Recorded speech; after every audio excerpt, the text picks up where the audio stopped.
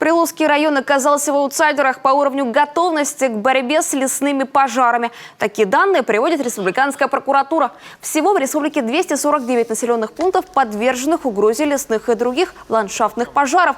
Средний показатель готовности – 87%. Основная проблема, с которой сталкиваются муниципалы – отсутствие минерализованных полос и источников противопожарного водоснабжения.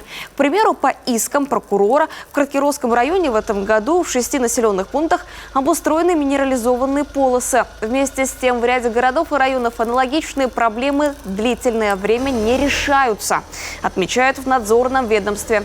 Так, ниже среднереспубликанского уровня оценивается готовность к встрече с огненной угрозой в Сыктывдине, Сыктывкаре, Сосногорске, Усть-Вымском, Книжпогосском, Ижемском, Усть-Кулымском, Усть-Цилимском районах.